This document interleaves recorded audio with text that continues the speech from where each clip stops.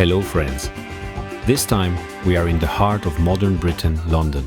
I came to London around 25 years ago for the first time, and I really fell in love with this vibrant, trendy and full of surprises place, where the cultures of the whole world share the same ground. I hope you will enjoy this video on my channel, where I will take you through the streets of best places to see in London, where I love to go and spend the day when I live there. Let's call it a one day in London. I know one day is not enough to see such a big city, but I'm sure you will enjoy the views and hopefully the sound of my voice. If you have not done it yet, please like the video and subscribe so I can develop my channel and make more videos like this one.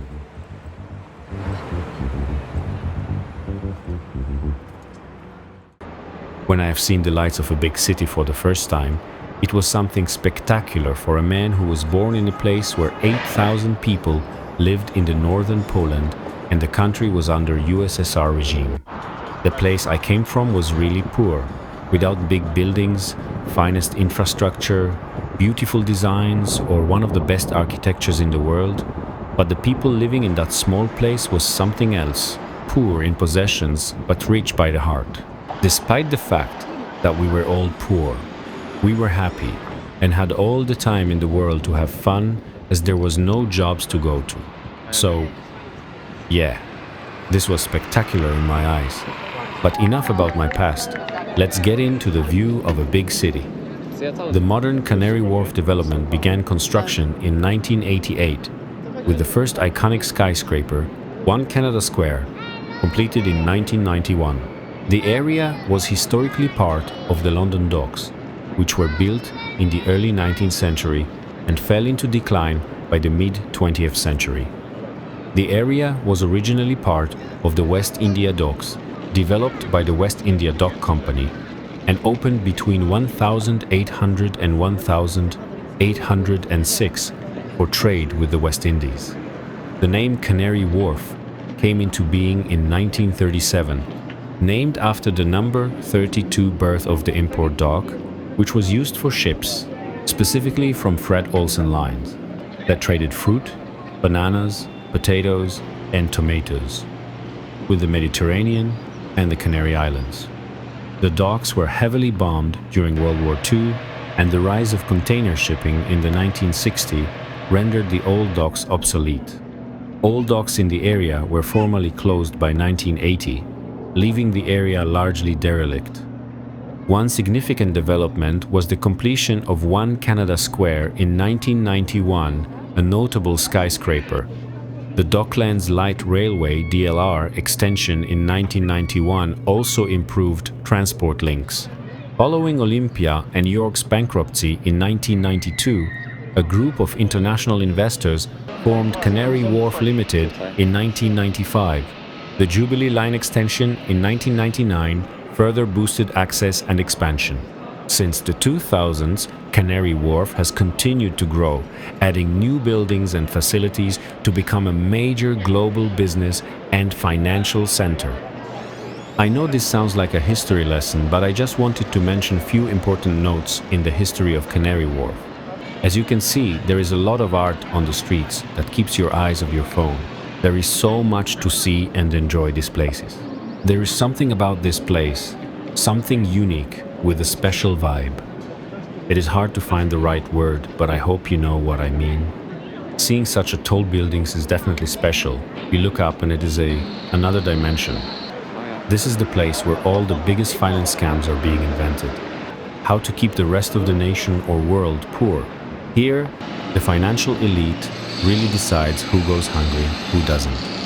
If you think about it, this is the place that I call the poor makers, where few gamble with the life of so many. Walking down the street, so many thoughts getting into your mind. Would you want to live here? Would you want to be one of those guys in suits and be the decider, the poor maker? Steel and glass everywhere, tarmac and money. You can literally smell it, how big numbers running through the fingers of stock market brokers and bankers. The elite. The elite will make so much money in one day that in my entire lifetime I will not even make half of it. Let's move on to the next place. Bank. This is where I had my first job in London. building with coffee company logo used to be a place called Lina's Sandwiches, owned by woman with a royal title, Lady. I will not share her name. I was just learning English at the time, but opportunities to progress were on the table all the time.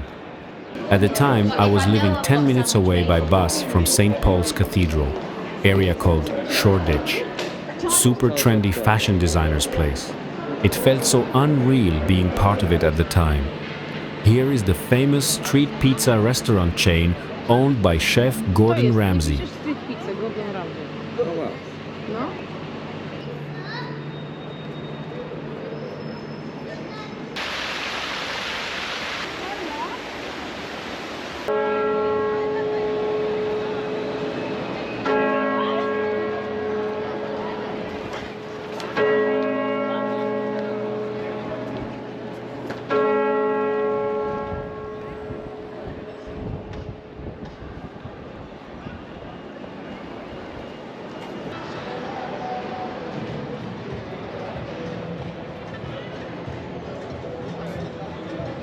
Come on, green man.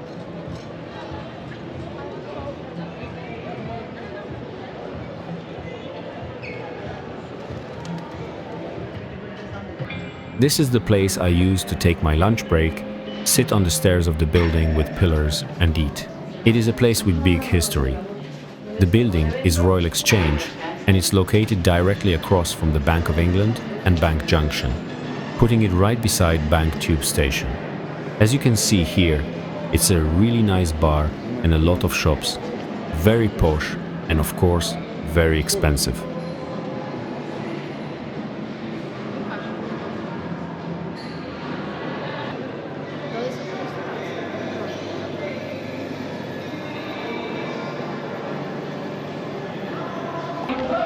Trafalgar Square is a major public square in the city of Westminster, central London, and is considered the heart of the city. It is home to monuments, art, and is a hub for public gatherings and celebrations. I loved coming here at night, having a beer and a smoke, so busy but somehow relaxing at the time. Always good to come back to this place and relive those days. West End. Piccadilly Lights is one of the places I used to hang out the most. Was easy to buy anything and was interesting to see so many people passing by each minute. All the tourists comes here when visiting London. Since the first time I was here, not much changed since 2000. Latest technology only makes this place more spectacular. But the memories I have in my mind are timeless. Always reminds me of my friends I spend the time with here. I have played on my guitar on this street, having great time.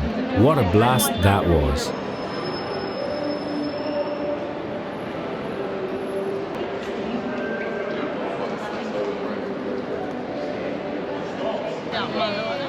Shops, shops and more shops, the Western way of living. Consumptionism in its best. If this is what you like doing in your free time, that's great. But me personally, there is way better ways of spending my time that I hope I will be able to share with you very soon in my next videos. For me, exploring and discovering new places is the essence of life. Chinatown at night brings the full, vibrant flavors to the table. The smell of cooked food makes you want it all.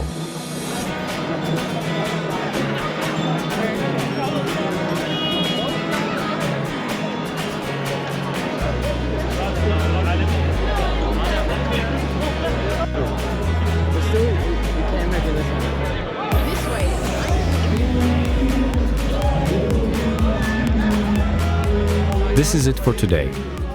I hope you enjoyed this few minutes with me, and maybe you will consider coming to London yourself to feel the vibe of this city. Thank you, friends, and see you in another video.